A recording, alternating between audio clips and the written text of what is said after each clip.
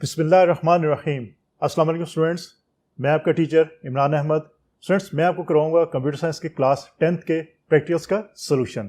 और हमारे जो प्रैक्टिकल्स होते हैं स्टूडेंट्स, याद रखिएगा, वो इनफैक्ट आपने सी के अंदर कोई प्रोग्राम जो है वो आपने लिख के दिखाना होता है। स्टूडेंट्स, अब कैसे प्रैक्टिकल होता है, आपको एक स्टेटमेंट गिवन होगी, मीन एक प्रॉब्लम आपको दी जाएगी, आपने उसके अगेंस्ट जो है वो सी प्रोग्रामिंग लैंग्वेज के अंदर किसी भी एडिटर के अंदर, और खासतौर पे आपने अगर एडिटर कोड ब्लॉक्स यूज किया तो उसके अंदर आपने जो है वो सी का कोड लिखना है और फिर आपने कंपाइल और रन करके उसकी आउटपुट जो है वो शो करवानी होती है। तो स्टूडेंट्स, यही प्रैक्टिकल्स और इनका सॉल्यूशंस मैं आज आपको बताऊंगा। आज हम पहला प्रैक्टिकल देखेंगे कि पहला प्रैक्टिकल हमारे पास कौन सा है। सो स्टूडेंट्स, पहला जो प्रैक्टिकल है जिसका हमने सोल्यूशन बनाना है वो प्रैक्टिकल देख लीजिए कौन सा है। Write a program which uses all types of variables and prints their output.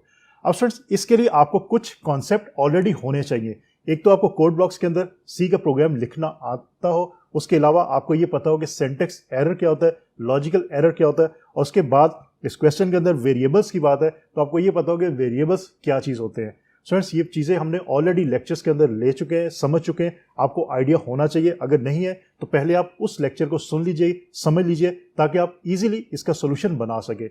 और मैं ये रिकमेंड करूंगा कि मेरे सोल्यूशन बताने से पहले आप इसी प्रोग्राम को सी के एडिटर के अंदर खुद से लिखने की कोशिश करें और फिर चेक करें कि अगर कोई एरर आता है तो फिर जो सोल्यूशन मैं यहाँ पे आपको बताऊंगा वही सोल्यूशन आप मैप कीजिएगा अपने सोल्यूशन के साथ।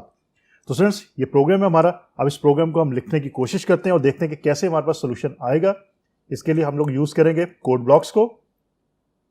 और स्टूडेंट्स, कोड ब्लॉक्स के अंदर आपको ऑलरेडी पता है कि आप क्या करते हैं, आप हेडर फाइल्स को यूज करते हैं। हेडर फाइल के अंदर हमने stdio.h को यूज कर लिया, मीन स्टैंडर्ड इनपुट आउटपुट जो हेडर फाइल है उसको हमने यूज कर लिया।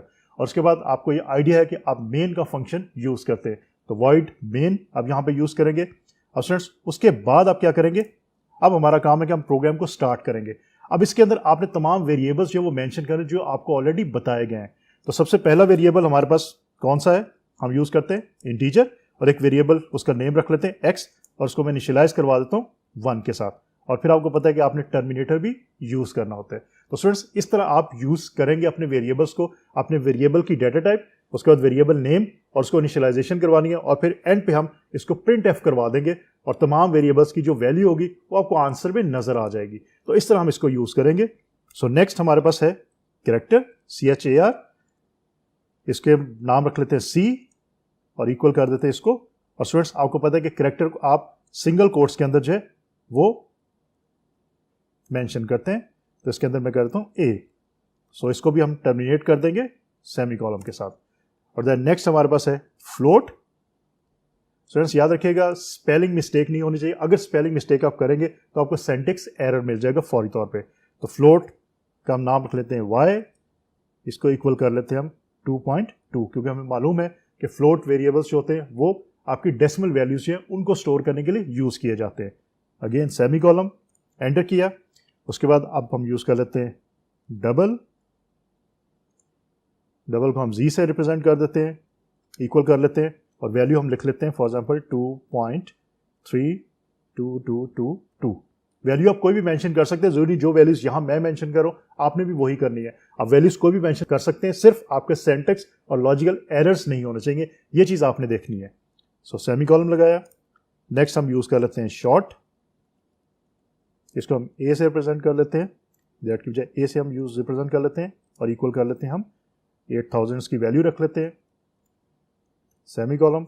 और then last one is long, इसको हम b से रिप्रेजेंट कर लेते हैं और इक्वल कर लेते हैं, इसकी वैल्यू रख लेते हैं 983000 और सेमी कॉलम। अब स्टूडेंट्स, हमने डिफरेंट जो हमारे पास वेरिएबल्स हैं हमने उसकी डाटा टाइप, उनके नेम और उनको इनिशियलाइज करवा लिया यहाँ पे। अब यही हमारा क्वेश्चन था कि आपने इनको मेंशन करने के बाद इसकी आपने आउटपुट जो वो शो करनी है। आउटपुट के अंदर अब हम प्रिंट एफ करवाएंगे और हमारे पास जो जितनी वैल्यूज यहाँ मेंशन है हम उन वैल्यूज को जो है आउटपुट स्क्रीन पे शो करवा देंगे। तो उसके लिए प्रिंट एफ की जो कमांड है हम उसको यूज करेंगे। सो प्रिंट एफ, और उसके बाद आपको पता है ब्रैकेट आप यूज करते हैं, और ब्रैकेट में आपने जो भी मेंशन करना है आपने डबल कोट्स के अंदर मेंशन करना है। अब उसके अंदर सबसे पहले स्टूडेंट्स, अब आपको पता है कि अगर आपने वैल्यूज को रिप्रेजेंट करवाना हो, वैल्यूज को शो करवाना हो, तो आप उसके लिए स्पेसिफिकली जो वेरिएबल नेम यूज नहीं करते, आप क्या चीज यूज करते हैं, आप फॉर्मेट स्पेसिफायर को यूज करते हैं।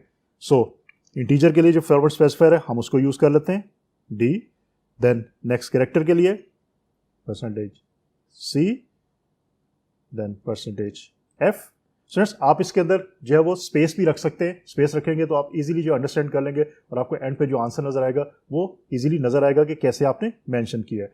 तो मैं यहाँ पे एक एक स्पेस भी दे देता हूँ ताकि आपको इजीली आंसर भी जो है वो दिखाई दे। तो स्टूडेंट्स उसके बाद %1F, then space, then HU, then space, then %1D और डबल कोट्स आपके क्लोज और देन आप कॉमा लगाएंगे। अब आपने जो वेरिएबल नेम दिए अब वो यहाँ पे मेंशन करेंगे। ये कोड आपको ऑलरेडी पता है क्योंकि हमने लेक्चर्स के अंदर बहुत डिटेल के साथ इस कोड को लिख के और प्रैक्टिस करके देखा था। अगर आपकी उसकी प्रैक्टिस नहीं है तो इसकी प्रैक्टिस अच्छी तरह कर लें क्योंकि आपसे इस तरह प्रोग्राम बना के देखा जाएगा और आपने इस प्रोग्राम को बना के उनको दिखाना होगा।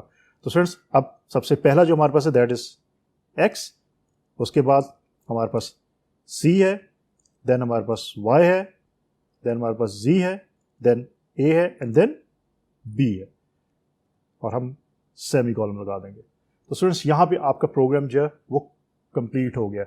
आपने प्रोग्राम लिख लिया, अब आपने इसको रन करना है। तो रन करने के लिए हमारे पास दो ऑप्शंस मौजूद हैं। एक तो आपके पास ऊपर बिल्ड के अंदर भी ऑप्शन मौजूद है और एक आप शॉर्टकट की भी यूज कर सकते हैं।